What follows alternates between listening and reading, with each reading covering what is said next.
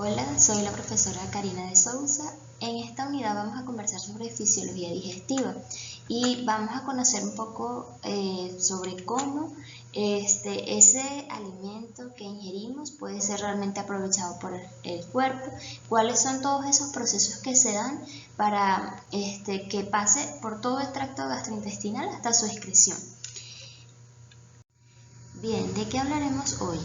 Vamos a mencionar lo que son las funciones del sistema gastrointestinal, como la motilidad, la secreción, la digestión, la absorción y la función inmune. Vamos a ver un poco los fenómenos eléctricos que anteceden a la actividad mecánica gastrointestinal. Allí hablaremos del ritmo eléctrico básico, lo que son las ondas lentas y potenciales en espiga. Las generalidades de la motilidad gastrointestinal, como son los tipos de contracciones y sus funciones. En la modulación neurohormonal vamos a hablar sobre la intrínseca dada por el plexo entérico, con plexos submucosos y mientéricos, y la extrínseca dada por el sistema nervioso autónomo, y también es que es hormonal. El proceso de la masticación, los elementos involucrados, la descripción de ese proceso con sus movimientos y el reflejo de la masticación, y el proceso de la deglución, destacando por supuesto su regulación nerviosa, los elementos que están involucrados, la descripción de ese proceso, sus fases, las ondas peristálticas primarias y secundarias y la regulación nerviosa, el reflejo de la deglución. Y antes de comenzar en el tema a profundidad, vamos a repasar un poquito lo que es la anatomía digestiva. Y si recordamos, el tracto gastrointestinal es una secuencia lineal que está dispuesto desde su entrada hasta su salida, comenzando por la boca y las estructuras que podemos encontrar allí, como el paladar, la úvula, la lengua, los dientes. Más adelante vamos a ver también un poquito de esas funciones que cumplen en el tracto gastrointestinal cada una de esas estructuras. Vemos también que encontramos las glándulas salivales, que son la sublingual, la submaxilar y la parótida. Está la faringe, el esófago. Si continuamos, vemos el hígado, la vesícula biliar. También acá está el estómago, el páncreas. Luego tenemos el intestino delgado, que está conformado por el duodeno, el yeyuno y el íleon, y el intestino grueso, que está dado por el colon ascendente, el colon transverso, el colon descendente, el sigmoideo y el recto y el ano. La pared gastrointestinal consta de dos superficies, que es la mucosa, que da hacia el lumen, y la serosa, que da hacia la sangre. Las capas que la conforman la mucosa, que a su vez está el epitelio, la lámina propia y la muscular de la mucosa. Tenemos la capa submucosa, que ahí podemos encontrar colágeno, elastina y los vasos sanguíneos del tracto gastrointestinal. Y luego las capas musculares, que está la del músculo circular y la del músculo longitudinal. Estas permiten ese movimiento de todo el tracto gastrointestinal. Cada una de esas estructuras que vimos le permite al sistema digestivo cumplir una serie de funciones que podríamos dividir en 4 funciones importantes, que es la función mecánica. Vemos allí de transporte. Tenemos como masticar, salivar, deglutir a ese bolo alimenticio. La función química, que sería la parte de secreción de los jugos digestivos, los jugos gástricos, pancreáticos, que actúan sobre ese quimo para facilitar que puedan absorberse esos nutrientes. La absorción, que permite transformar esas moléculas complejas a unas complejas más simples. Por ejemplo, los monosacáridos, el glicerol, los ácidos grasos, los aminoácidos y el agua, para que realmente puedan ser aprovechadas por el organismo. Y la función de excreción, que podemos ver ahí la defecación, la eliminación, la absorción del agua y también funciones de la flora bacteriana. Para que se puedan dar todas esas funciones, que haya actividad mecánica, movimiento en el tracto gastrointestinal, debe haber unos fenómenos eléctricos que antecedan a esa actividad. Y hay una particularidad, y es que en el tracto gastrointestinal las ondas lentas son las que dan paso a esa actividad eléctrica o marcan ese ritmo básico eléctrico. Ellas no son propiamente un potencial de acción. Podría decirse que son más bien cambios lentos y ondulantes del potencial de membrana en reposo. Durante la fase de despolarización de la onda lenta, el potencial de membrana se vuelve menos negativo y este se desplaza hacia el umbral. Recordemos también que en la repolarización el potencial de membrana se vuelve más negativo, se aleja del umbral. Si en esta fase de meseta, el punto máximo de la onda lenta, el potencial de membrana se despolariza y logra llegar hasta ese umbral, entonces ahí es donde se producirán una serie de potenciales de acción que posteriormente darán paso a esa actividad mecánica. Si hay estimulación, sea por distensión, por la acetilcolina, por el sistema nervioso parasimpático, y algunas de estas ondas lentas alcanzan el umbral, dan lugar a una serie de descargas o de estos brotes de potenciales de acción que son llamados en espiga. Estas ráfagas de potenciales de acción en espiga van seguidas de una contracción.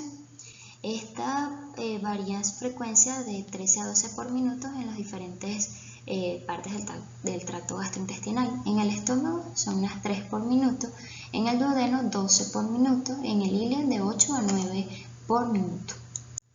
Es importante mencionar que los potenciales de acción no pueden aparecer a menos que estas ondas lentas lleven el potencial de membrana hasta el umbral. En cuanto al mecanismo de las ondas lentas, la fase despolarizante de esta onda se debe a esa apertura cíclica de los canales de calcio. Esto produce una corriente de entrada de calcio que despolariza esta membrana de la célula.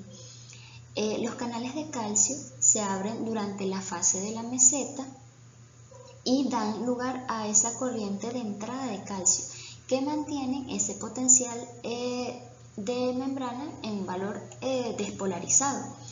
Ya cuando es la fase de repolarización se debe a que hay una apertura de canales de potasio que produce una corriente de salida de potasio que repolariza esa membrana celular.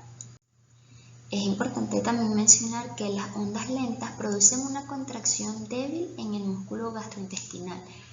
Incluso aunque esas ondas estén por debajo del umbral, aunque no aparezca como tal ese potencial de acción, el músculo liso no está relajado por completo. Esto es lo que se conoce como contracciones basales o contracciones tónicas.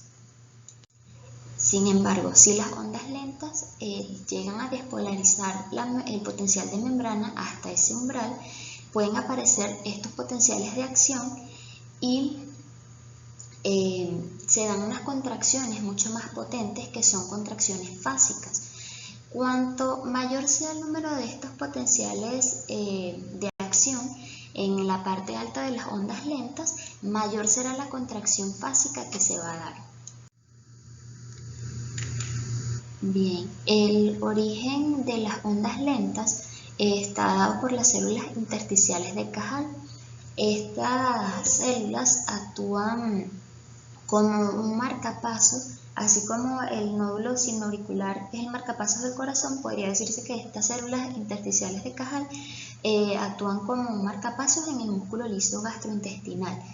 Ellas lo que hacen es forman una red en el músculo liso y las células sufren estos cambios cíclicos en los potenciales de membrana que se van propagando rápidamente por todo el músculo liso adyacente a través de unas uniones comunicantes de baja resistencia. En cada región del tracto gastrointestinal ellas determinan pues la frecuencia de esas ondas lentas y marcan ese ritmo de cómo se producen esos potenciales de acción y posteriormente las contracciones. Entonces controlan esa aparición de los potenciales intermitentes en espigas a lo largo de todo el tracto gastrointestinal. Bien, y mencionamos un poquito sobre los potenciales en espiga, y es que estos se dan cuando este potencial de membrana en reposo llega a unos menos 40 milivoltios y se dice que cuanto mayor es el potencial de la onda lenta, mayor es la frecuencia de los potenciales en espiga. Podemos ver acá entonces cómo al darse esa despolarización de la onda lenta se da la ráfaga de potenciales de acción en espiga, y estos duran unas 10 a 40 veces más que los de las grandes fibras nerviosas. Se prolongan de unos 10 a 20 milisegundos. Y los canales responsables de estos son los de calcio y sodio, que son más lentos, por eso permiten que se prolongue ese potencial. Acá en la segunda imagen podemos ver entonces cómo luego que se da esta actividad eléctrica, ¿verdad?, donde están los potenciales en espiga, posteriormente se produce la actividad mecánica. Y es que es importante recordar que la actividad eléctrica antecede a todo evento mecánico. Y vamos a hablar un poquito de lo que es la motilidad gastrointestinal, y es que esta es una de las funciones principales del tracto gastrointestinal, y esta se refiere a esa contracción y relajación de las paredes y esfínteres del tracto gastrointestinal. Esto lo que permite la motilidad es que se pueda triturar, mezclar y fragmentar el alimento. Lo que nos permite también es preparar para la digestión y la absorción todos esos nutrientes que se pueden digerir en el tracto gastrointestinal. Asimismo, impulsa todo ese alimento, ese bolo, a lo largo de todo el tracto gastrointestinal. Es importante mencionar que el tejido del sistema gastrointestinal, del tracto gastrointestinal, es músculo liso, excepto en la faringe, en el tercio superior del esófago y en el esfínter anal externo. Allí es músculo estriado. Este músculo liso tiene unas características que es unitario. Ahí están unas uniones comunicantes y esto permite una propagación rápida de los potenciales de acción. Donde quiera que se forme un potencial de acción, rápidamente se va a propagar a todo el tejido circundante a través de esas uniones comunicantes. El músculo circular permite o da la disminución del diámetro del segmento, y el músculo longitudinal es una disminución de la longitud del segmento. Las contracciones del músculo liso gastrointestinal pueden ser fásicas o tónicas. Estas contracciones fásicas son contracciones periódicas seguidas de un tiempo de relajación. Estas se dan más que todo en el esófago, en el antro gástrico y en el intestino delgado. Esto lo que permiten son o están implicados en movimientos de mezcla y de propulsión. Por su parte, las contracciones tónicas mantienen un grado de contracción, podríamos decir que continuo, donde no hay periodos de relajación. Estas se observan principalmente en la región oral del estómago y en la parte inferior del esófago, la válvula ileocecal y en el esfínter anal interno. En cuanto a los tipos de contracciones, aparte de los que mencioné ya, las contracciones fásicas y tónicas, tenemos también lo que son movimientos peristálticos y también las contracciones segmentarias. Los movimientos peristálticos son movimientos ondulatorios de los músculos del intestino, que se caracteriza por la contracción y relajación alternada de los músculos que impulsan hacia adelante lo que contiene. Es decir, si vemos el intestino, que es esa con forma tubular, si al haber una contracción en este punto, y aquí tengo el bolo, él va a impulsar hacia adelante ese bolo alimenticio o el quimo. Y luego va a seguir haciendo ese mismo movimiento y va a ir impulsando hacia adelante ese bolo por todo el tracto gastrointestinal. Por su parte, las contracciones segmentarias son ondas de contracción que se desplazan hacia adelante y hacia atrás. Estas se denominan también ondas antiperistálticas. Ellas se producen con una frecuencia de 3 a 4 por minuto y permiten un contacto más prolongado con la mucosa del contenido intestinal.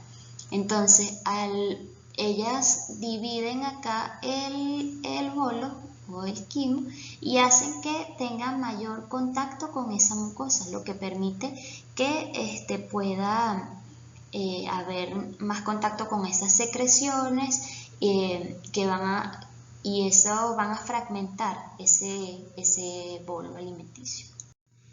Bien, en cuanto a la modulación neurohormonal, el control nervioso de la función gastrointestinal está dado por el sistema nervioso autónomo, que tiene dos componentes, uno intrínseco y otro extrínseco. El intrínseco está dado por el sistema nervioso entérico y el extrínseco por los sistemas nerviosos simpático y parasimpático. El sistema nervioso entérico está contenido por completo en el interior de los plexos submucosos y mientérico en la pared del tracto gastrointestinal. Sin embargo, está en comunicación directa con el sistema nervioso simpático y parasimpático. Bien, el sistema nervioso entérico está dado por el plexo submucoso o de Meissner y el plexo mientérico o de Auerbach. El sistema nervioso entérico puede dirigir, digamos que todas esas funciones del tracto gastrointestinal, incluso si no tuviera una inervación extrínseca. Sin embargo, él está en constante comunicación y a su vez el sistema nervioso simpático y parasimpático modulan de alguna forma su actividad. El sistema nervioso entérico se encarga de controlar todas esas funciones de contráctiles, de secreción y endocrinas en el tracto gastrointestinal. Pero a su vez, en sí mismo, él recibe también aferencias de los mecanorreceptores y quimiorreceptores de la mucosa. Y envía información sensitiva directamente al músculo liso y a las células secretoras y endocrinas. Esta información también se transmite entre ganglios por medio de las interneuronas. Para hablar un poquito más de estos plexos mientéricos y submucosos, tenemos este cuadro. El mientérico, en la ubicación podemos ver que es externo, que se ubica entre las capas musculares longitudinal y circular y lo podemos encontrar en la totalidad de la pared intestinal.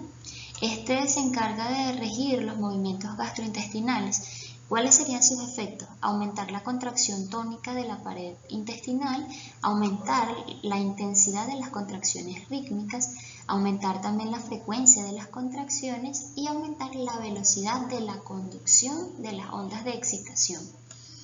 Por su parte, el plexo submucoso de Meissner está más interno, ubicado en la submucosa. Controla más bien lo que es la secreción y el flujo sanguíneo local.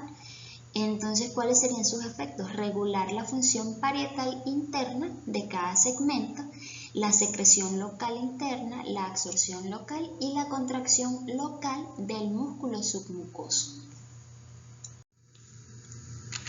Acá tenemos como, digamos, de forma esquemática lo que es el sistema nervioso entérico, que es esa parte intrínseca. Y vemos cómo estos plexos, tanto el mientérico como el submucoso, reciben información o están modulados de cierto modo por el sistema simpático y el parasimpático, pero a su vez reciben información de otros ganglios también información aferente de los mecanorreceptores y quimiorreceptores, y estos entonces actúan a través de interneuronas enviando y recibiendo información de la mucosa y de lo que sucede a su alrededor. Entonces vemos por eso que tiene funciones a nivel de las secreciones y a nivel endocrino. Entonces él puede, digamos que es muy independiente y puede funcionar por sí mismo, dar una gran regulación en todo el sistema gastrointestinal. Por su parte, el componente extrínseco está dado por el sistema nervioso simpático y parasimpático.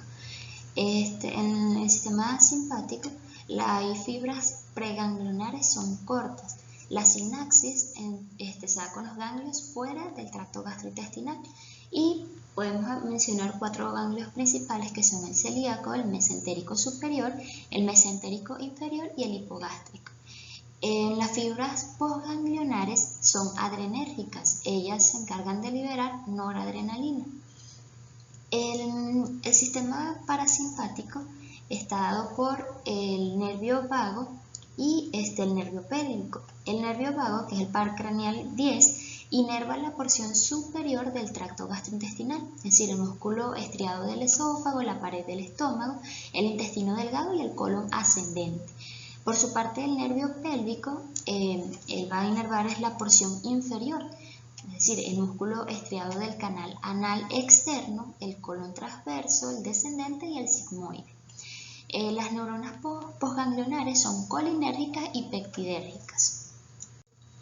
Las neuronas postganglionares colinérgicas liberan acetilcolina y las pectidérgicas liberan péptidos como la sustancia P y el péptido inhibidor vasoactivo.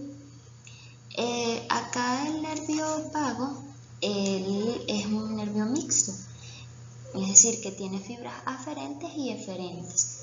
Estas fibras aferentes, ellas lo que hacen es transmitir esa información sensitiva desde la periferia, es decir, desde esos mecanorreceptores, quimiorreceptores de la pared gastrointestinal, hacia el sistema nervioso central. Y por su parte, las fibras eferentes transmiten la información del sistema nervioso hacia esos tejidos dianas que están en la periferia, como por ejemplo sería el músculo liso, o células secretoras o endocrinas. Por eso que estos mecanorreceptores o quimiorreceptores en la mucosa digestiva transmiten esa información aferente hacia el sistema nervioso central a través del nervio vago, ¿verdad? Por esas ramas aferentes. Esto desencadena esos reflejos, y la rama eferente también mediada por el nervio vago. Entonces, estos reflejos que se dan de esta forma son reflejos vago-vagales, porque las ramas aferentes y eferentes se encuentran son dadas por el nervio vago. Aquí vemos un poquito esquemáticamente la inervación extrínseca, como ya hemos mencionado, dada por el sistema parasimpático. Vemos la fibra preganglionar, que es más larga, a diferencia de en el sistema simpático, que es una fibra preganglionar corta. Acá el sistema parasimpático vemos que libera la acetilcolina y el simpático la noradrenalina. Y la fibra postganglionar, que es más alargada en el sistema simpático y más corta en el sistema parasimpático. Estas fibras simpáticas son también aferentes y eferentes, más o menos un 50 y 50%. Y como sucede igual con la inervación parasimpática, esta información entonces sensitiva y motor se transmite, digamos que de un lado a otro, en todo el sistema gastrointestinal y el sistema nervioso central, y es a su vez también coordinada o modulada también por los plexos submucosos y mientéricos. Bien, acá podemos en esta tabla observar algunos de los neurotransmisores y neuromoduladores en el sistema nervioso entérico. Algunas de estas sustancias es la acetilcolina, como ya lo mencionamos, que lo que hace es la contracción del músculo liso en la pared La relajación de esfínteres aumenta la secreción salival, la secreción gástrica y pancreática. La noradrenalina provoca lo que es la relajación del músculo liso en la pared, la contracción de esfínteres, el aumento de la secreción salival.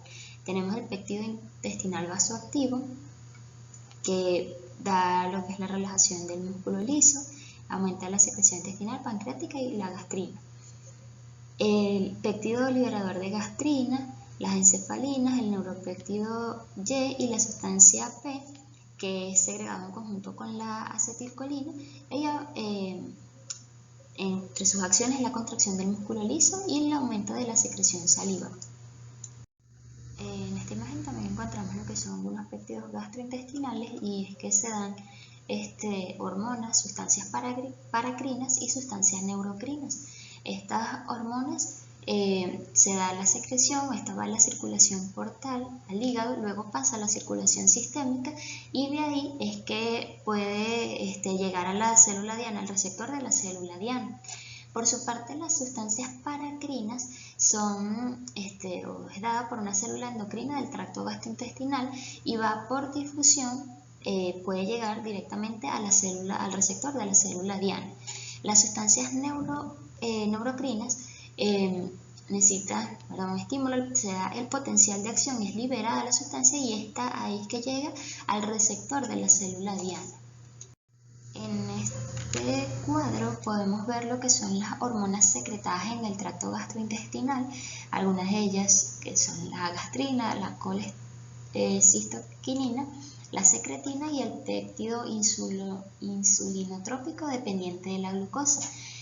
Cada una de ellas, acá se especifica el lugar de su secreción, los estímulos que se dan para que éstas puedan secretar y las acciones que realizan. Más adelante vamos a ver cuáles son funciones de cada una de ellas en el tracto gastrointestinal y bueno, por qué son tan importantes. Bien, y para que pueda darse lo que es la digestión y la absorción de los alimentos que ingerimos, el primer paso que tiene que darse es la masticación. Y acá en la imagen podemos ver algunos de estos músculos que están implicados en esta función. Es el pterigoideo medial y el lateral y la porción profunda y superficial del músculo masseter, así como el temporal. La masticación no es más que el acto de triturar los alimentos. Allí intervienen las piezas dentarias y los movimientos masticatorios producidos por los músculos masticadores.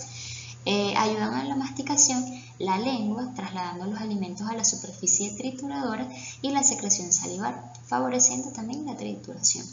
Aquí vemos que hay dos mecanismos, una mecánica y uno químico. La mecánica se da por las estructuras que son como son los dientes, que ellos se encargan de desgarrar, de cortar y de triturar a esos alimentos. Y también en esa parte mecánica entra la lengua, con esos movimientos que realiza, permite que se dé el proceso de masticación, se vaya ya fragmentando ese alimento. Por su parte, el mecanismo químico es dado por la saliva. Esta permite la hidrólisis de esos alimentos. La masticación pues cumple unas funciones importantes y primero es la mezcla de alimentos con la saliva para lubricarlos. También permite reducir el tamaño de las partículas alimenticias. En tercer lugar, mezcla los carbohidratos con la amilasa salival y da el inicio de la digestión de los carbohidratos. La masticación tiene un componente voluntario y un involuntario. En el involuntario tenemos que el bolo alimenticio desencadena un reflejo inhibidor de los músculos de la masticación. La caída de la mandíbula inicia un reflejo de distensión de los músculos mandibulares y esta inicia entonces una contracción de rebote. La mandíbula se eleva para ocluir los dientes y el bolo se comprime contra el revestimiento bucal. Esto ocasiona una nueva inhibición de la musculatura mandibular y un nuevo rebote. De esta forma se da el reflejo de la masticación. Es decir, que cuando hay presencia de alimento en la boca, esa información sensitiva es transmitida por un mecanorreceptor desde la boca hacia el tronco encefálico. Y esto dirige, digamos que es un patrón oscilatorio de los músculos de la masticación. Sin embargo, la masticación voluntaria puede vencer, por así decirlo, a la masticación refleja o a ese reflejo de la masticación en cualquier momento. Una vez que ha comenzado el proceso de la masticación y luego viene la deglución, esta es un proceso que inicia voluntariamente en la boca y sin embargo después queda bajo un control involuntario o pasa a ser ya un reflejo. La deglución, como dije, inicia en la boca y ya luego queda bajo control involuntario o reflejo. Esta está controlada por el centro de la deglución ubicado en la médula. La información sensitiva de ese bolo alimenticio es captada por los receptores somatosensitivos localizados cerca de la faringe. Esta información sensitiva es transportada hasta el centro de la deglución por los nervios vago y glosofaríngeo, pares craneales 9 y 10 respectivamente. Van hasta el centro de la deglución y allí la deferencia o la respuesta motora va hasta el músculo estriado de la faringe y el tercio superior del esófago. Este proceso de deglución se da en 3 fases principalmente, y es la fase oral, faríngea y esofágica. La fase oral se da por la presión hacia arriba y hacia atrás de la lengua contra el paladar. Allí están ubicados los receptores somatosensitivos y se inician el reflejo de la deglución involuntaria. La fase faríngea tiene una duración de menos de 6 segundos, es un acto reflejo, está mediada por estas ramas sensitivas del nervio trigémino y el glosofaríngeo. Estas van al bulbo raquídeo y al tracto solitario. Allí se ubica el centro de la deglución. Y la respuesta está dada por las ramas motoras de los pares craneales 5, 9, 10 y 2. Luego también tenemos la fase esofágica, que esta también es involuntaria y permite un descenso del bolo desde el esófago al estómago. Se da un peristaltismo primario que es la continuación de ese que se inició en la faringe. Cada onda dura unos 8 a 10 segundos. Posteriormente se da un peristaltismo secundario que se produce cuando esa onda primaria no logra transportar todo el bolo. Este se da cuando hay distensión, entonces, porque está el alimento allí, o ese bolo, mejor dicho, y es que ocurre ese peristaltismo secundario. Vamos a detallar un poquito la fase faríngea de la deglución, y esta se da cuando el paladar blando se eleva y tapona las coanas. Esto impide el reflujo hacia la cavidad nasal. Por su parte, la laringe se eleva, la epiglotis se dobla hacia abajo y hacia atrás y hay una aproximación de las cuerdas vocales. El esfínter esofágico superior se relaja para que el bolo pase desde la faringe posterior hasta la parte superior del esófago. Entre las degluciones, el esfínter esofágico superior permanece completamente contraído. Esto impide la entrada de aire al esófago. Se da el movimiento ascendente de la laringe que desplaza la glotis.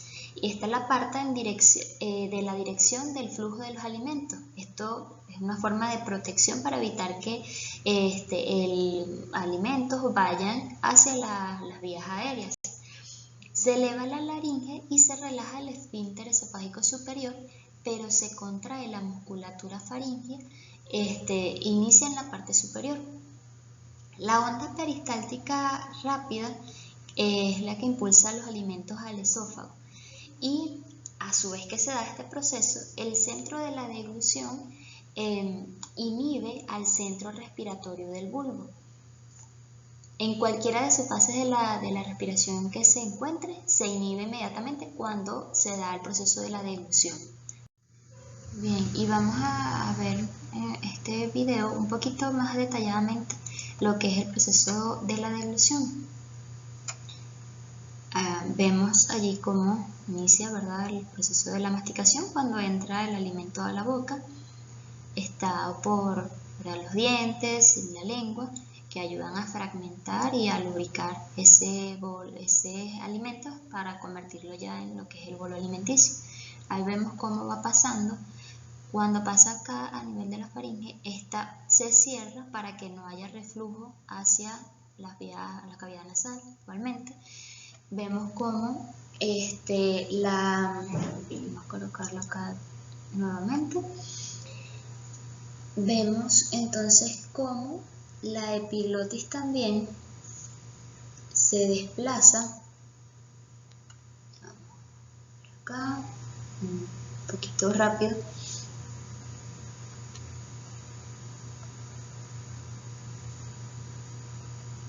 Aquí vemos cómo inicia esa onda, ¿verdad? La epiglotis también se desplaza para tapar la entrada de la tráquea, de las vías aéreas, para que no pase allí, y el esfínter esofágico superior se relaja para permitir el paso de ese alimento hacia el esófago, y que se pueda continuar pues todo el proceso. Notamos allí también cuando la faringe inicia esa onda peristáltica que impulsa ese bolo alimenticio para ya cuando el esfínter está abierto. Y vamos a continuar hablando de la motilidad esofágica, y es que esta tiene como principal finalidad es propulsar ese bolo alimenticio desde la faringe hacia el estómago. Entonces está por una serie de pasos que nos permiten llevar ese bolo alimenticio hasta el estómago para continuar su proceso. Esta vía que sigue el bolo alimenticio por el esófago inicia con el esfínter esofágico superior cuando éste se abre por el reflejo de la deglución, como lo vimos anteriormente. El bolo entonces comienza a pasar desde la faringe hacia el esófago, y el esfínter superior, inmediatamente se cierra luego que pasa el bolo para evitar que haya reflujos. Se da entonces una contracción peristáltica primaria, que igual es mediada por el reflejo de la deglución, y inician una serie de contracciones secuenciales coordinadas. Esta lo que hace es que haya una zona de mayor presión justo detrás del bolo, y lo impulsa en sentido descendente. Cuando esto va en sentido descendente, va ayudado también poco por la gravedad. Es decir, que cuando una persona está comiendo sentada o de pie, va a ir más rápido que si fuera una persona que estuviera comiendo acostado. Entonces se acelera por acción de la gravedad. Se da entonces posteriormente una onda peristáltica secundaria que está mediada por el sistema nervioso entérico, y limpia el esófago de cualquier resto alimenticio que haya quedado, y comienza en el punto de la distensión y se dirige en sentido descendente. Esto es en el caso de que haya quedado restos del bolo alimenticio. Donde está el punto de la distensión es que va a comenzar esta onda peristáltica secundaria, y siempre va en sentido descendente, porque el fin es llevar ese resto alimenticio hasta el estómago. Es dado por el péptido inhibidor vasoactivo. Se inicia la onda peristáltica, y cuando ya el bolo se está acercando al esfínter esofágico inferior, se abre.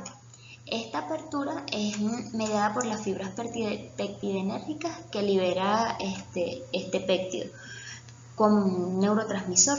Él relaja el esfínter esofágico inferior y también relaja la porción oral o la región oral del estómago. Esto es lo que se conoce como relajación receptiva. También lo veremos un poquito más adelante. Bien, y vamos a continuar hablando de lo que es la motilidad gástrica. Y esta, digamos que se da en 3 fases, que es cuando una vez que llegó ese bolo al esfínter esofágico inferior y se abre, ¿verdad? Allí hay relajación de esa región oral del estómago para recibir al bolo alimenticio que proviene del esófago. La segunda parte serían las contracciones para reducir ese tamaño del bolo y mezclarlo con las secreciones gástricas para así iniciar la digestión.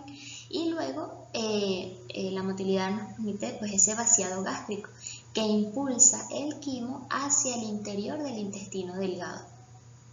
Este ritmo del tránsito en este segmento está regulado también hormonalmente para garantizar que haya siempre ese tiempo suficiente para la digestión y la absorción de los nutrientes en el intestino delgado. Ok, y vamos a recordar un poquito acá de las partes del estómago. Aquí tenemos el fondo, el cuerpo, el antro, tenemos acá está el píloro, ¿verdad? Y bueno, la curvatura menor y la curvatura mayor. Tenemos que recordar que las funciones motoras del estómago es el almacenamiento de los alimentos hasta que sea esto procesado, la mezcla de los alimentos con las secreciones gástricas, es decir, ya se forma el quimo, un vaciamiento lento del quimo y se dan las fases como ya mencioné, que es la relajación de la región oral del estómago, las contracciones que inician esa digestión y el vaciado gástrico. Y como ya habíamos mencionado un poquito antes lo de la relajación receptiva, recordemos que está la región oral y la región caudal del estómago.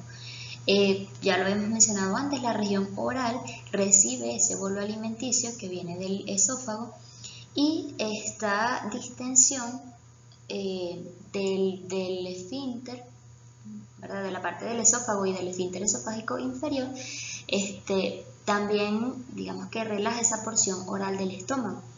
Se reduce la presión y se incrementa el volumen en la porción oral porque es todo ese alimento que está entrando. Y dice que el estómago puede almacenar hasta 1.5 litros de alimento.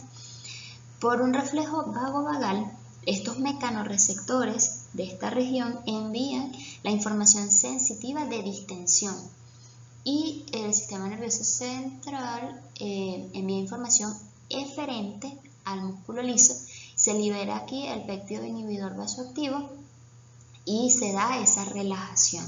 Acá lo podemos ver también como entra el alimento y hay una relajación receptiva, es lo que se conoce. En cuanto a la motilidad gástrica, es importante mencionar lo que son los movimientos de mezcla. Y tenemos que en esta región caudal, ¿verdad? La región oral y la región caudal del estómago, la pared muscular tiene mayor grosor y provoca contracciones que son imprescindibles, son sumamente importantes para mezclar y digerir el alimento. Estas ondas de contracción comienzan en el cuerpo del estómago y van siempre hacia la región caudal. Aumentan a medida que se acercan al píloro y permite la salida del quimo. Pero como la abertura del quimo es muy pequeña, el contenido que puede salir es muy poco, el que va hacia el intestino delgado. El resto del contenido que no puede atravesar ese esfínter es empujado de vuelta hacia el estómago. Entonces acá tenemos dos movimientos, que es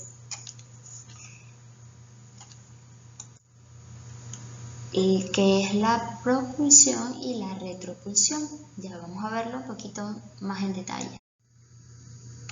Ok, vamos a hablar de esto, especificar un poquito más estos dos movimientos de mezcla. El primero es la propulsión, que permite que esas secreciones gástricas se mezclen bien con ese quimo. Esta se da una vez cada 20 segundos. Este efecto propulsor va siempre en dirección hacia el antro pilórico, lleva este sentido descendente y es muy importante para que se vaya mezclando este quimo con esas secreciones gástricas y así se va a ir fragmentando. La retropulsión, por su parte, también se convierte entonces en un mecanismo de mezcla muy importante, porque fragmenta y mezcla aún más ese alimento. Recordemos que ese poco quimo que puede atravesar el esfínter es muy diminuto. Lo demás que queda, que no puede atravesar ese esfínter, que cuando apenas pasa quimo se cierra inmediatamente, el resto del contenido es impulsado de nuevo hacia el estómago para continuar con la fragmentación y esa mezcla.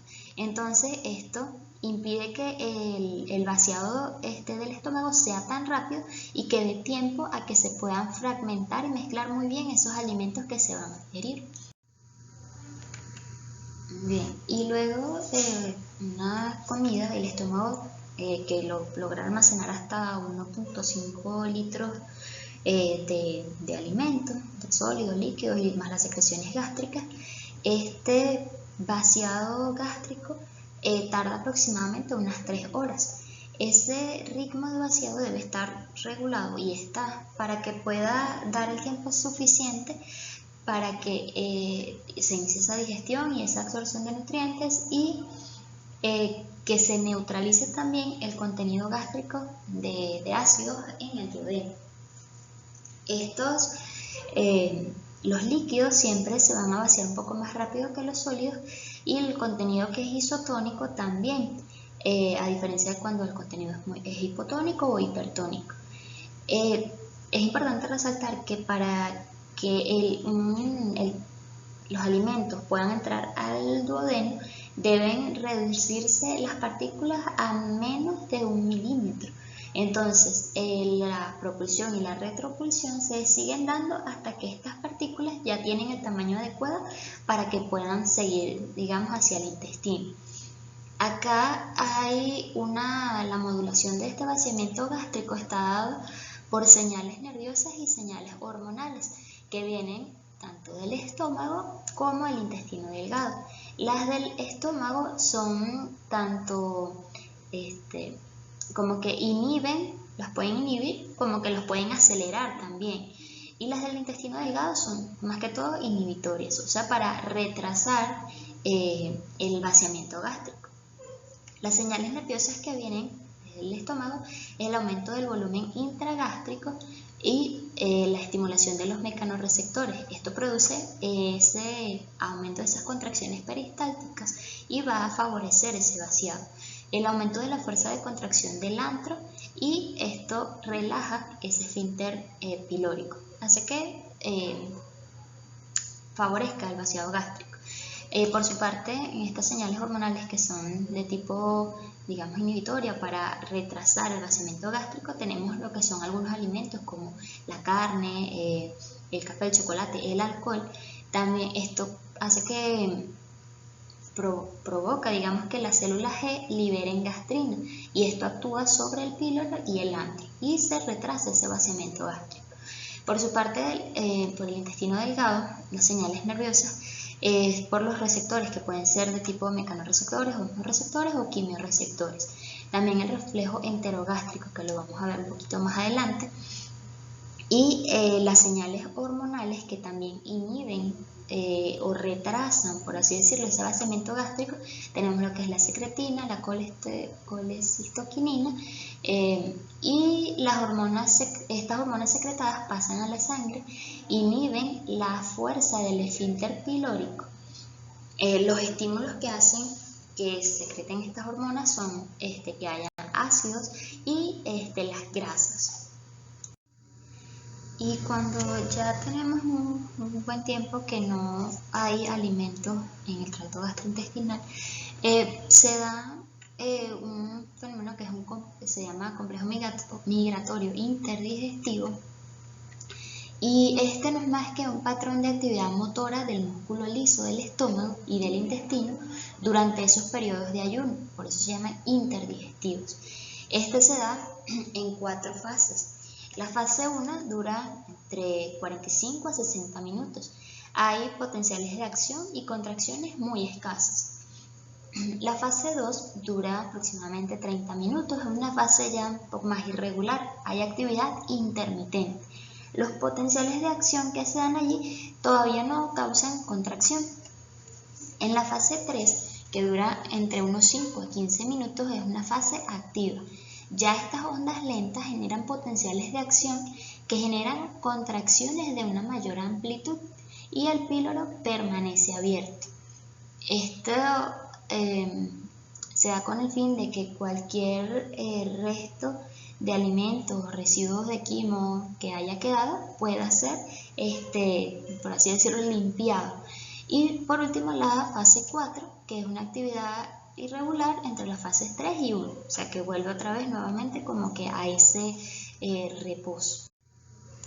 Bien, y en el complejo migratorio interdigestivo, la motilina tiene un papel importante. Esta se segrega desde la porción alta del duodeno durante los periodos de ayuno y aumenta esa motilidad gastrointestinal para así iniciar esos complejos migratorios que se producen con intervalos de 90 minutos. Durante la fase 3 hay niveles de motilina plasmático elevados. Como ya había mencionado, la función es limpiar el tubo digestivo de restos alimenticios e impedir también ese sobrecrecimiento de bacterias. Acá podemos ver cómo están las fases. Vemos que en la fase 1 es un periodo casi de inactividad, en la fase 2 ya es un poquito irregular, hay algunos potenciales, la fase 3 es la fase activa, es poco también corta, pero es la fase de mayor actividad porque también ahí se dan los potenciales y se da la contracción. Y la fase 4, bueno, vuelve otra vez a ese intervalo entre la fase 3 y la 1. Debido a que comer alimentos puede interrumpir este proceso, el ayuno entre comidas es muy importante para ayudar a completar esas 4 fases. Entonces, por eso hay que dar siempre ese espacio entre las comidas para que se dé este complejo migratorio y así evitar que haya ese sobrecrecimiento de bacterias y el tubo digestivo pueda ser limpiado de esos alimentos. Estas contracciones que se dan acá en esta fase 3 son a veces esos ruidos que tenemos, podemos decirnos que ruidos de hambre, cuando ya ha pasado cierto tiempo que no hemos comido nada, se están dando este complejo migratorio interdigestivo y podríamos tomarlo como ese estímulo de que necesitamos comer, pero también es importante que se cumplan estas 4 fases para que se dé este fenómeno tan importante. Y vamos a hablar también de otro mecanismo, otro proceso importante que se da y es el mecanismo del vómito.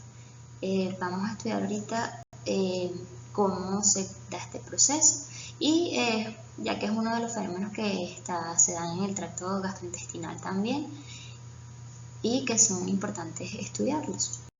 Bien, el vómito no es más que esa expulsión brusca por la boca de ese contenido gástrico.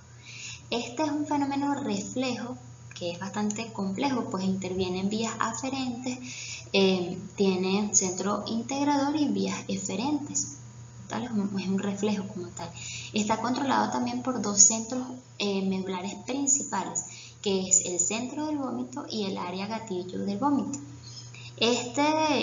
Se da este vómito, este mecanismo, como un resultado de la contracción coordinada de músculos abdominales, intercostales, laringeos y faringeos. Esta es una contracción retrógrada del intestino, una relajación del fondo gástrico, el cierre de la glotis y la elevación del velo del paladar. De este modo entonces se hace, en lugar de que siguiera el contenido en sentido descendente, va en sentido contrario, buscando la salida hacia la boca. Y actúan los receptores allí de serotonina, de dopamina, D2, la histamina, que es H1, y los colinérgicos muscarínicos, que es M1. Bien, y más en detalle, ¿cómo inicia este mecanismo del vómito? Se da por unos estímulos periféricos y centrales. Los estímulos periféricos se pueden dar en las orofaringes, son dados por el par craneal 9, las vísceras abdominales, que son dadas por el nervio vago. Estos pueden ser algunos estímulos como irritación de la mucosa gastrointestinal, quimioterapia, radiación, la distensión, entre otros.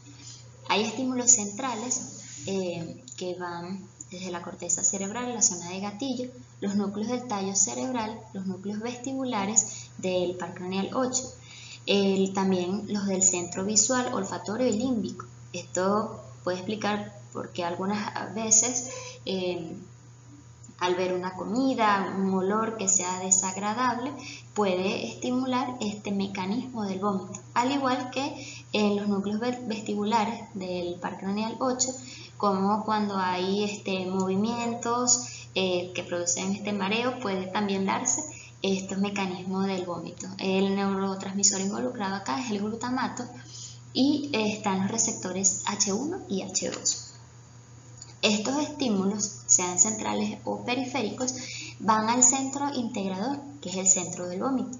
Esto se ubica en la formación reticular ascendente del bulbo raquídeo y se relaciona muy estrechamente con el núcleo del tracto solitario y el área postrema. La zona integradora es la zona de gatillo localizada en el piso del cuarto ventrículo. Esto es lo que se encarga de integrar esa información procedente de esas vías aferentes viscerales. Estos receptores reenvían la señal al centro del vómito, donde se origina una respuesta eferente a través de las vías eferentes vegetativas. Ahí están involucrados los pares craneales 5, 7, 9, 10 y 12. Y también entonces se pueden dar con estas respuestas somáticas por parte de los nervios, van por los nervios frénicos, intercostales y abdominogenitales. Ahí podemos ver entonces que el mecanismo del vómito también puede ir acompañado de sudoración, aumento de la salivación y otras respuestas de tipo somática. Esto constituye pues el reflejo del vómito. Muy bien, y continuamos con la motilidad del intestino delgado. Y vamos a ver cómo entonces, una vez que ya tenemos el alimento que proviene del estómago, cómo se da, cómo es todo ese movimiento que se da en el intestino delgado para la absorción de esos nutrientes. Bien, vamos a recordar un poquito aquí cuáles son esas características anatomofuncionales del intestino delgado. Y es que este se extiende desde el estómago en el orificio pilórico hasta el intestino grueso. Ahí está el orificio ileal. Se divide en tres partes, que es duodeno, yeyunio e ilien, y mide entre unos 5 a 6 metros. Las arterias que podemos encontrar acá es el tronco celíaco, la arteria mesentérica superior. En cuanto a las venas, la vena porta hepática, la vena mesentérica superior. ¿Cuáles son las funciones principales? Es la digestión y la absorción de nutrientes. Tiene como finalidad mezclar el quimo con esas enzimas digestivas y con las secreciones pancreáticas. Exponer también esos nutrientes a la mucosa intestinal para la absorción y propulsar el quimo que no ha sido absorbido. Si podemos ver un poquito más en detalle, recordemos las capas del intestino delgado, la serosa, la capa muscular, que está la submucosa y la mucosa. Vemos acá las glándulas submucosas y las vellosidades. Esta es la particularidad también del intestino delgado, estos pliegues circulares y las vellosidades, que son las que van a permitir ampliar esa superficie de absorción para poder aprovechar al máximo todos esos nutrientes. Y vamos a ver un poquito más en detalles. Aquí vemos cómo la mucosa y la submucosa forman la válvula connivente, que estas se proyectan hacia el lumen intestinal. Están constituidas por tejido conectivo y vellosidades que son de un tamaño homogéneo. Este epitelio intestinal recubre a estas vellosidades y, si podemos ver acá en la imagen, en la profundidad de las mucosas se forman estas criptas de Lieberkühn. La submucosa contiene lo que son entonces venas, arterias y elementos del sistema nervioso autónomo. Estas vellosidades, como dije, se proyectan hacia el lumen del intestino delgado. Y a su vez, si lo vemos aquí un poquito como más ampliado, estas microvellosidades son proyecciones de la superficie apical de cada enterocito. Entonces, estos enterocitos, al tener todas estas características, aumentan el área de la superficie de la luz de la célula. de unas 14 a 40 veces. Y esta estructura, esta forma que tiene, estas características del intestino delgado son sumamente importantes para que se puedan cumplir todas las funciones que tiene en cuanto a la absorción. Y en los movimientos de mezcla y propulsivos que se dan pues, en el intestino delgado tenemos, como habíamos mencionado anteriormente, las contracciones segmentarias. Estas lo que buscan es mezclar el quimo y exponerlo a las enzimas y a las secreciones pancreáticas. Siempre van pues, en sentido descendente. ¿Y en qué consiste? Básicamente es que la porción del intestino delgado se contrae y divide el quimo en dos partes, enviándolos tanto en dirección oral como en dirección caudal. Esta porción del intestino se relaja posteriormente y permite que el quimo que se había dividido se vuelva a juntar. Y este movimiento de atrás hacia adelante pues es también importante para que se pueda mezclar ese quimo. Por su parte, las contracciones peristálticas están diseñadas para propulsar el quimo a lo largo del intestino delgado en dirección hacia el intestino grueso. Esta también se da en sentido descendente y la contracción en un punto situado justo detrás del bolo. Acá es el punto donde se da la contracción, justamente detrás del bolo. Se relaja posteriormente esa porción del intestino situada caudalmente del bolo. Es decir, que al darse la contracción acá, el bolo y esta parte se relaja, el bolo es impulsado hacia adelante. Estas ondas de contracciones peristálticas en el intestino delgado van en dirección descendente, repitiéndose la secuencia de contracciones, y esto va impulsando el bolo. Es importante acá los funcionamientos de los músculos circulares y longitudinales, que estos se oponen unos a otros. Y una de las estructuras importantes en el intestino delgado es la válvula ileocecal. Y esta pequeña válvula no es más que un sistema que permite el paso del contenido que viene del intestino, pero que impide que haya un reflujo. Esto permite preservar la esterilidad del hilo. El sistema nervioso entérico, cuando hay distensión e irritación en el hilo, estimula el peristaltismo, es decir, que relaja esa válvula para favorecer el vaciamiento hacia el colon. Cuando hay distensión e irritación cecal, entonces se inhibe el peristaltismo en el hilo, se contrae la válvula y no hay vaciamiento o se retrasa ese vaciamiento. El sistema nervioso autónomo, a través del sistema parasimpático, con el nervio vago, favorece el vaciamiento en la parte superior del intestino, a través de las fibras preganglionares con los plexos entéricos. Y el simpático, que está actuando en todo el intestino, tenemos las fibras preganglionares de los segmentos T9 y T11 y las fibras postganglionares que hacen sinapsis en el plexo entérico. Finalmente, el simpático entonces inhibe acá en el intestino. También la motilidad pues, del intestino delgado tiene sus mecanismos regulatorios, y en primer lugar tenemos lo que son las ondas lentas, como ya lo habíamos dicho. Actúa como un marcapasos intestinal y la frecuencia es de 12 ondas por minuto.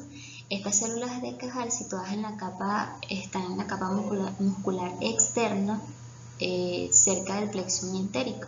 Entonces ellas ya de por sí marcan pues, la frecuencia de esas ondas lentas y de las contracciones que se va a dar. El sistema nervioso parasimpático, a través del nervio vago, aumenta también el número de los potenciales en espiga a través de la acetilcolina y el péptido inhibidor vasoactivo. El sistema nervioso simpático con los ganglios celíacos y mesentérico superior, disminuyen la frecuencia de los potenciales en espiga y, por supuesto, de la contracción, que actúa a través de la adrenalina. Los reflejos peristálticos también tienen su acción regulatoria y encontramos el reflejo gastroentérico, que este estímulo es cuando hay alimento en el estómago. Se inicia, digamos así, por esa distensión del estómago y es conducido a lo largo de la pared del intestino delgado. Lo que hace es intensificar el peristaltismo intestinal y facilita el vaciamiento de ese contenido del ilio en el ciego. Entonces relaja el esfínter ileocecal. También tenemos el reflejo intestino-intestinal, que es cuando hay, por supuesto, quimo en el intestino. Él comienza a hacer sus movimientos de propulsión y de peristaltismo. Y el gastroileal es cuando hay alimento en el estómago. Ese también estimula al ilio y favorece pues que haya esos movimientos y ese vaciamiento. Bien, vamos a continuar con la motilidad colónica y vamos a recordar las partes del intestino grueso. Tenemos que es el ciego, el colon ascendente, el ángulo hepático, el colon transverso, el colon descendente, el sigmoide, tenemos el recto y acá encontramos que es el esfínter anal, tanto interno, que es involuntario, y el externo, que es voluntario. Se dice que unos 500 ml de quimo pasan cada día desde el ilio hasta el ciego. La mucosa del intestino grueso es lisa, esta ya no tiene las vellosidades así como tenía el intestino delgado. Y tampoco tiene el ribete en cepillo de las células epiteliales, tampoco hay enzimas, pues esa no es su función como tal. Entonces, el material que no ha sido absorbido en el intestino delgado pasa entonces al intestino grueso. El quimo que pasa al intestino grueso contiene, más que todo son restos celulares, fibras y grandes cantidades de agua y electrolitos. El material fecal se mueve entonces desde el ciego por el colon ascendente, transverso, descendente y sigmoide hasta el recto y posteriormente va hacia el canal anal. Este esfínter ileocecal o la válvula ileocecal se contrae una vez que el contenido del intestino delgado penetra en el ciego y en el colon proximal, y esto actúa impidiendo el reflujo hacia el ilio. La absorción que tiene lugar en el intestino grueso ocurre más que todo en la parte proximal, es lo que se conoce como colon de absorción. La porción ya distal se encarga más que todo de almacenar ya el material fecal y es un colon de almacenamiento. El material que proviene del intestino delgado generalmente es líquido, semilíquido, y a medida que va transitando el colon va adquiriendo o cambiando pues de características hasta convertirse en semisólido, que las heces como tal. Cuando la movilidad está aumentada en el colon, entonces se reduce la absorción. Esto pudiera darse cuando, por ejemplo, una zona del intestino grueso está irritada o alimentos que causen este tipo de irritación o tóxicos, la mucosa secreta grandes cantidades de moco, agua y electrolitos, y entonces esto es como el fin de disminuir esas sustancias irritantes y hace que se acelere el tránsito de las heces hacia el ano. Esto es lo que puede dar lugar, conocemos como diarrea. Esa sería la explicación para ello. Algo también importante del colon proximal es que tiene muchas bacterias, tanto anaerobias como aerobias, y estas constituyen esa flora bacteriana intestinal que tiene funciones muy importantes. Entre ellas es fermentar los hidratos de carbono y los lípidos, que son indigeribles y que llegan al colon. Esta fermentación se forman ácidos grasos de cadena corta y gases. Se dice que aproximadamente unos 500 ml se forman cada día, 500 ml de gases, y sobre todo si la dieta es rica en hidratos de carbono indigeribles, como la celulosa. También esta flora bacteriana intestinal lo que permite convertir la bilirrubina en otros pigmentos que dan ese color marrón característico a las heces. También el colon proximal da lugar a la formación de varias vitaminas como la vitamina K y otras vitaminas del grupo B. Y bueno, esto tiene también sus funciones y su gran importancia. En este sentido también tenemos que en la motilidad colónica hay unos movimientos importantes y son movimientos en masa. Este tiene como finalidad mover el contenido del intestino grueso a lo largo de distancias largas, como desde el colon transverso hasta el colon sigmoideo. Se producen en cualquier punto del colon entre 1 y 3 veces al día. El agua se absorbe en el colon distal, transformando ese contenido fecal del colon en material semisólido, que es lo que les explicaba anteriormente, y va incrementando de a poco la dificultad para su desplazamiento. Un movimiento en masa final impulsa ese contenido fecal hacia el recto, donde se almacena hasta que se produce la defecación. También en el colon hay contracciones segmentarias, que estas se producen en el ciego y en el colon proximal. ¿Cuál es la finalidad de ellas? Ya hemos visto su mecanismo.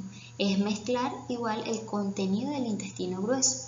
Se asocian a segmentos saculares característicos del colon denominados austras. Entonces, estos movimientos son sumamente importantes para que haya pues mezclar ese contenido del intestino grueso y también movilizarlo hacia el recto y hacia el ano posteriormente. Okay, vamos a hablar de algunos reflejos que también son importantes en el intestino grueso, y son los gastrocólicos y los duodenocólicos. Los reflejos gastrocólicos se dan por la distensión del estómago por el alimento. Este incrementa la motilidad del colon y aumenta la frecuencia de los movimientos en masa. Entonces, es decir, que cuando llega un alimento nuevo al estómago, que está ingresando, entonces se incrementa a su vez esa motilidad en el colon. Aumenta pues esos movimientos en masa, que es con el fin de llevar ese contenido del colon hacia el recto y la formación de las heces. Este es un arco reflejo largo. La rama aferente en el estómago está mediada por el parasimpático, y la rama eferente, es decir, que produce la respuesta, produce un aumento de la motilidad del colon. Esto está mediado por hormonas como la colecistoquinina y la gastrina. El otro reflejo son los duodenocólicos, y este está iniciado como consecuencia de la distensión del estómago y del duodeno, y facilita la aparición de los movimientos en masa después de las comidas. Esto explicaría por qué algunas personas al terminar de comer inmediatamente van al baño, y no es que sea el alimento que está ingresando que se está ya expulsando, sino el anterior, pero como se está dando esa distensión del estómago por el alimento nuevo que está llegando, entonces se inicia esos movimientos en masa justo después de las comidas. Y esto, digamos que estos reflejos tienen su origen en el sistema nervioso autónomo. Y vamos a continuar hablando del reflejo de la defecación, y es que a medida que el recto va llenándose de heces, las paredes del músculo liso del recto se contraen y el esfínter anal interno entonces se relaja. Esto se denomina el reflejo recto-esfinteriano. La defecación, sin embargo, no se va a producir en ese momento, ya que el esfínter anal externo él está compuesto de músculo estriado, y es decir, que tiene un control voluntario, y este permanece contraído tónicamente, es decir, que siempre está permanentemente cerrado. Cuando el recto llega al 25% de su capacidad se produce allí la necesidad de defecar. El esfínter anal externo se relaja voluntariamente cuando se considere apropiado y el músculo liso del recto se contrae para generar una presión y las heces entonces son forzadas a salir hacia el exterior a través del canal anal. Entonces cuando se da allí la defecación. Sin embargo, como el esfínter anal externo es voluntario, la persona puede mantener contraído y no se va a producir la defecación. Si se mantiene voluntariamente contraído el esfínter, el reflejo de la defecación se va a disipar al cabo de unos minutos y se mantiene inhibido durante unas horas hasta que entren más heces en el recto y otra vez se produzca el reflejo o ese estímulo para la defecación, esa necesidad. Las personas que inhiben con bastante frecuencia este reflejo natural de la defecación terminan por sufrir de estreñimiento. Al día se producen unos 100 a 150 gramos de heces. Y como habíamos mencionado, esta distensión del recto por las heces inicia esas contracciones reflejas de la musculatura y el deseo de defecar. La inervación simpática del esfínter anal interno, que es involuntaria, es excitatoria. La inervación del esfínter anal externo, que es músculo esquelético, se da por el nervio pudendo interno. Esta urgencia de defecar ocurre cuando la presión del recto aumenta a 18 milímetros de mercurio y cuando la presión llega a 55 milímetros de mercurio, el esfínter externo y el interno se relajan. Entonces ahí es que puede haber expulsión refleja del contenido del recto. Por su parte, la inervación parasimpática es inhibitoria. Entonces, aquí se da entonces lo que es la defecación voluntaria, un esfuerzo de defecación. Esto es cuando los músculos abdominales se contraen, también el piso pélvico y se relaja el músculo puborectal. Esto reduce el ángulo anorrectal a unos 15 grados más o menos y se combina con la relajación del esfínter anal externo, provocando así entonces la defecación.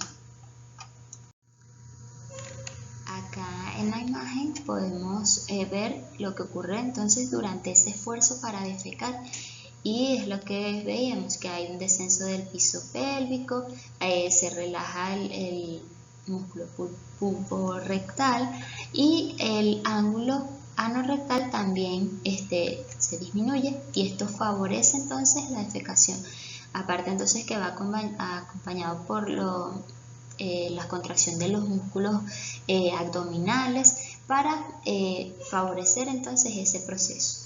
También la defecación se da entonces cuando el tono del esfínter externo del ano y el del interno ambos disminuyen y la distensión rectal hace o propulsa pues las heces, entonces se da como tal el proceso de la defecación.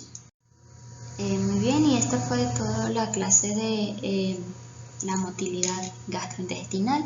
La próxima clase vamos a hablar un poco acerca de lo que es la composición de la saliva, el proceso de formación de esta, los mecanismos que la regulan, así como la composición de la secreción gástrica y los mecanismos de producción de la misma y las características de la barrera gástrica. Por acá esta frase y dice que para ser un enfermero o enfermera se necesita inteligencia y disciplina para adquirir conocimientos y ser capaz de ejercer el pensamiento crítico.